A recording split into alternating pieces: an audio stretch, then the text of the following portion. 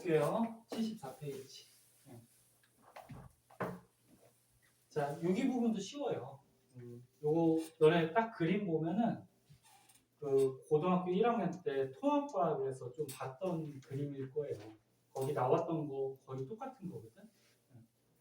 생태 피라미드.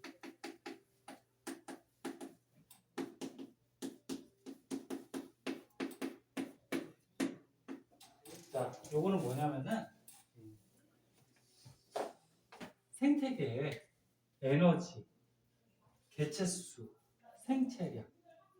에너지는 이제 생물들이 갖고 있는 말 그대로 에너지 양을 얘기하는 거고, 개체 숫자는 생물들의 숫자 얘기하는 거죠.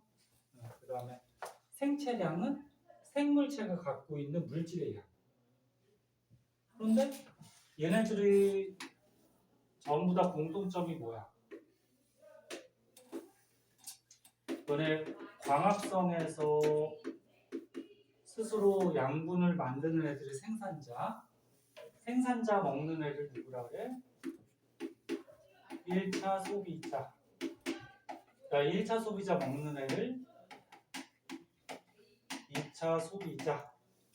여기까지만 그릴게요. 그런데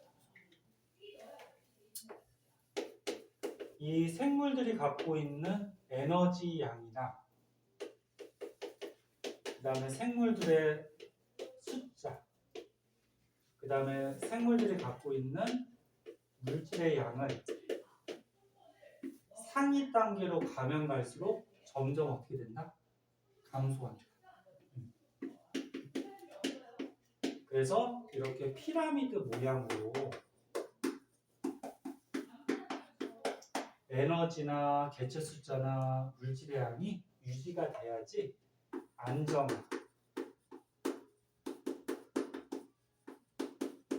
생태계를 이루게 되죠. 만약에 2차 소비자가 가장 많아버리면 어떻게 돼? 얘네가 많이 먹히니까 너무 줄어들겠죠. 그래서 불균형 현상, 생태계 평형이 유지가 안 돼요. 그래서 피라미드 현상, 피라미드 모양이 가장 안정한 생태계다. 너무 쉬운 거죠. 자, 거기 밑에 보면은 생태계 평형이라고 있는데 그 중에서 이제 75쪽에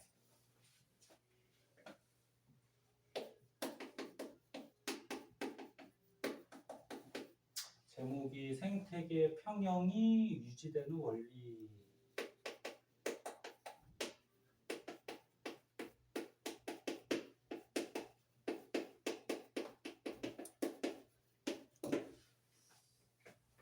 이 피라미드에서 우리가 좀 알아둘 거는 생태계가 평형 상태였어. 즉 안정한 생태계였는데 여기가 생산자, 1차 소비자, 2차 소비자, 생태계 평형을 유지하고 있었어요.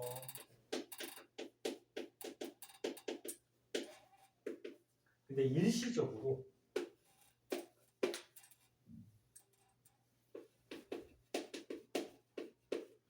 예를 들어서 1차 소비자가 증가를 해요. 그러니까 이 1차 소비자가 번식을 많이 해서 일시적으로 많아졌다는 거예요. 그러면 피라미드 모양이 깨지게 되겠죠. 그럼 생태계 평형이 일시적으로 깨져요. 그래서 원래 이렇게 피라미드 모양일 때 안정한 생태계가 되는데 1차 소비자가 일시적으로 증가를 했어. 얘가 이렇게 늘어났다는 얘기야.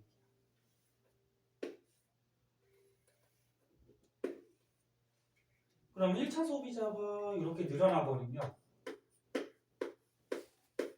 생산자는 어떻게 될까? 줄어들 수밖에 없죠. 왜? 얘가 생산자를 많이 먹을 테니까, 그렇지? 그래서 얘는 감소를 하는 현상이 생길 거예요. 그래서 이렇게 줄어들어. 그럼 2차 소비자는 어떻게 될까? 증가하죠. 왜? 먹이가 많아졌잖아. 얘를 먹는 애가 2차 소비자잖아. 근데 먹이가 많아졌으니까 얘도 증가하겠죠. 이런 식으로. 근데 시간이 좀 더 흐르면 이 점선 그린 게 안정한 생태계예요. 안정한 생태계인데 얘가 늘어났어 이제. 그럼 먹이를 어떻게 많이 먹겠죠. 그럼 얘는 어떻게 될까? 다시 줄겠죠. 2차한테 많이 먹히니까 줄어요.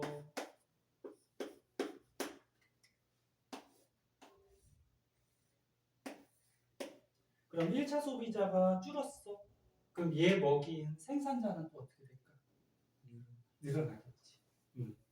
먹히질 않으니까 많이. 그래서 얘는 또 늘어나요.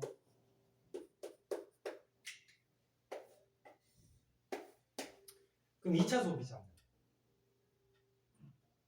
먹이가 줄어들었잖아, 그치? 그럼 먹이 부족으로 얘도 어떻게 될까? 줄겠죠. 그래서 책에 이렇게 여러 단계로 표시해놨는데 선생님이 간단하게 줄여서 얘기한 거야. 그래서 나중에 시간이 지나면 생태계 평형을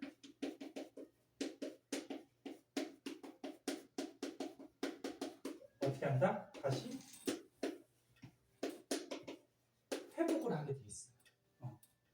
자연 상태 그대로 두면 인간이 간섭을 하지 않는 이상은.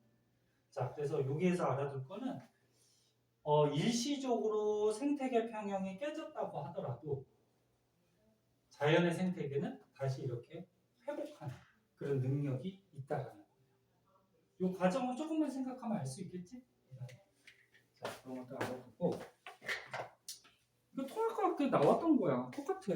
그때 잘 배웠던 사람이 여기 쉽죠.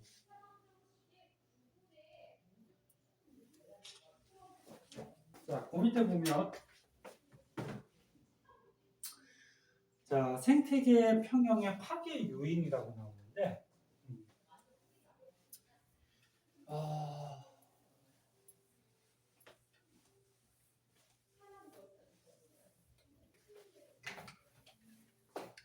15페이지.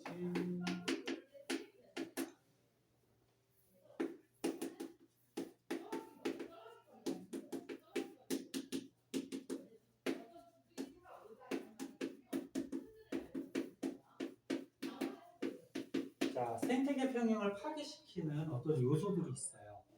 크게 자연재해가 있고요.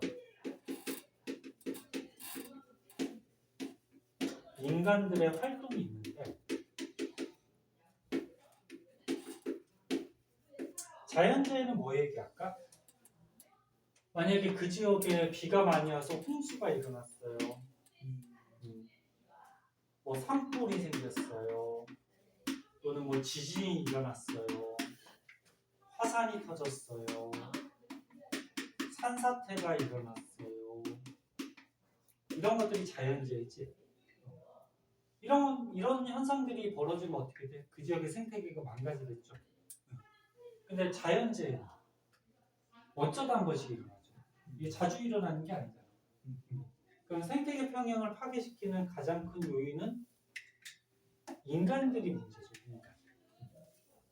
인간들이 뭐 여기 나오는데 여러 가지 생태계를 파괴시키는 활동들을 지금 하고 있어요. 저기 순서 들어가면 외래 생물의 유입. 이거는 왜 그럴까?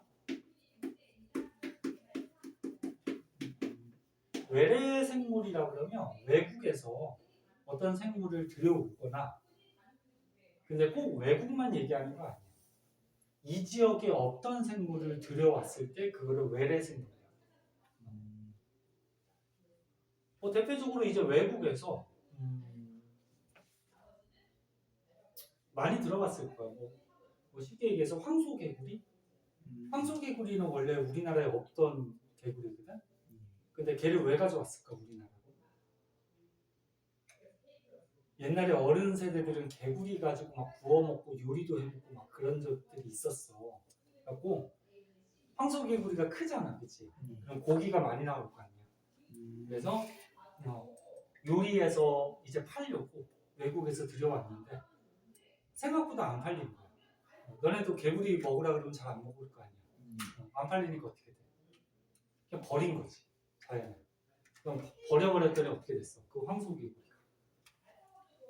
우리 막 토종개구리도 잡아먹고, 원래 개구리가 뱀한테 먹히는데 그 황소개구리는 원체 크고 강해갖고 오히려 뱀도 잡아먹고.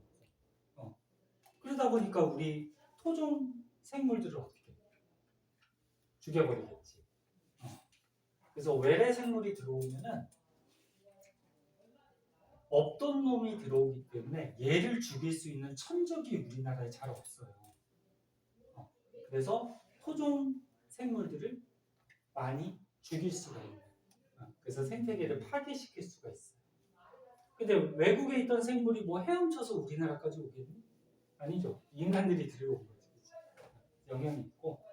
그 다음에 뭐 인위적인 개발? 그러니까 사람이 생태계를 개발해서 서식지를 파괴해요. 예를 들어서 산림지역, 나무를 많이 베서 사람들이 이제 쓴다거나, 또는 산림지역을 개간해가지고 논밭을 만든다거나, 또는 뭐 대표적으로 통합과학들도 많이 배웠던 뭐 고속도로를 뚫고, 뭐 철도도 뚫고,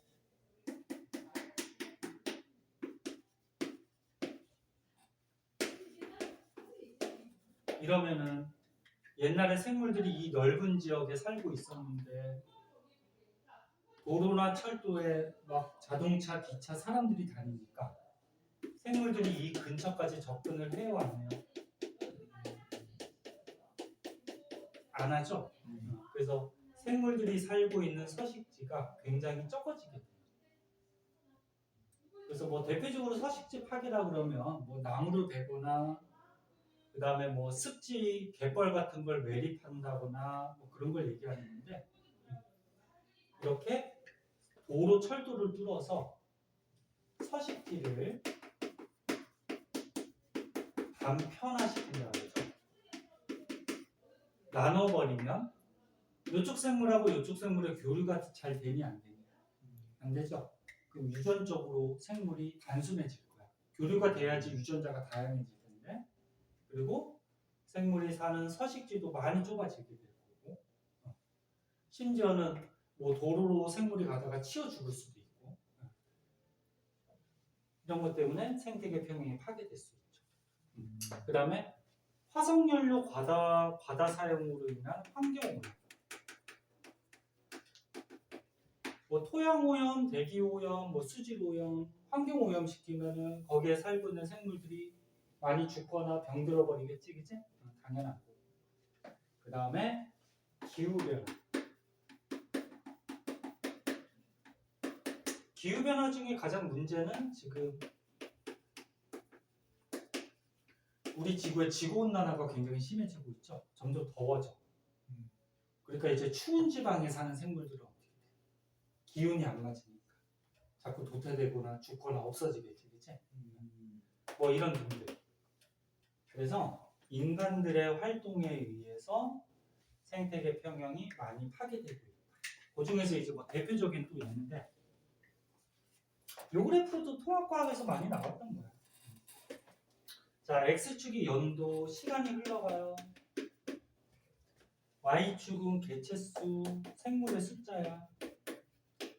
또는 뭐 생산량 이렇게 돼 있는데, 그러니까 자식을 낳아서 생산하는 양, 뭐 이런 거예요. 근데 어떤 지역에 늑대가 이만큼 있었대. 그리고 제일 많은 게 저기 파란색이구나.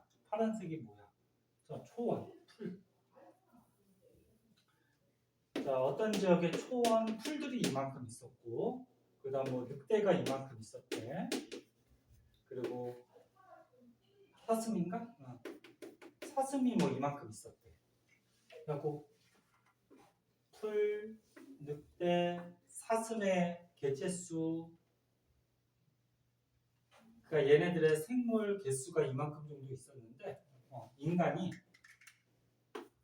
늑대 사냥을 허가했대요.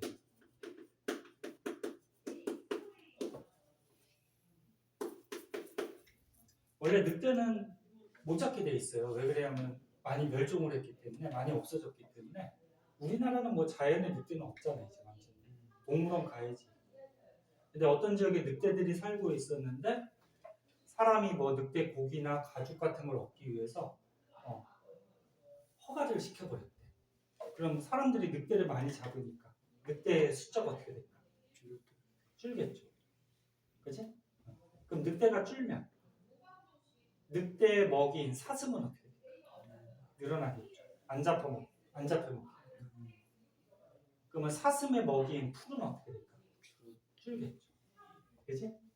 근데 시간이 더 흐르고 늑대는 사람들이 계속 잡으니까 많이 줄을 거야. 근데 사슴이 어떻게 돼? 자기 먹이인 풀이 많이 없어졌잖아. 그럼 먹이 부족 많이 줄 수밖에 없죠. 그러면 사슴이 줄었으니까 풀은 어떻게 될까? 조금 이제 늘어나는 이런 경향이 보일 거예요. 그래서 시간이 지나면 이런 현상이 벌어지는데 중요한 건 뭐냐면은 맨 처음에 자연 상태 그대로 뒀을 때는 초원이나 늑대나 사슴이나 숫자가 굉장히 많았어. 그런데 인간이 이렇게 간섭하고부터 시간이 지나면 어떻게 돼? 초원이나 뭐 사슴이나 늑대나 전체적인 양이 어떻게 돼? 처음부터 다 줄어버리지. 다 줄어버려. 다 감소해. 그러니까 숫자가 많이 주니까 생태계 평형이 어떻게 되는 거야?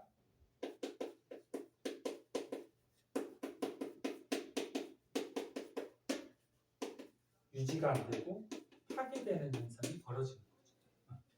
그래서 얘도 결론적으로 인간이 이렇게 간섭을 하면 생태계는 평형을 유지하기가 좀 힘들다. 그런 거죠. 어렵지 않죠? 그래서 밑에 탐구자료창도 비슷한 거예요. 탐구자료창이 뭐냐면 뭐 자연재해 때문에 뭐 여러 가지로 뭐 이런 생물들이 뭐 개체 숫자가 뭐 줄어들거나 변할 수 있는데 근데 자연재해보다는 사람에 의해서 뭐 예를 들어서 뭐 이런 뭐 쓰레기나 뭐 오염물질 또는 뭐 사람에 의해서 벌어지는 영향이 어떻다는 거예요. 더 크다는 거죠. 한번 심심할 때 한번 읽어보세요. 뭐 이렇게 어려운 건 아니고. 자, 그 뒤에 문제 있는데 가로칸 채우기는 집에서 한번 해보고 밑에 것만 쉬워요. 금방 풀 거야. 그거만 한번 풀어볼까?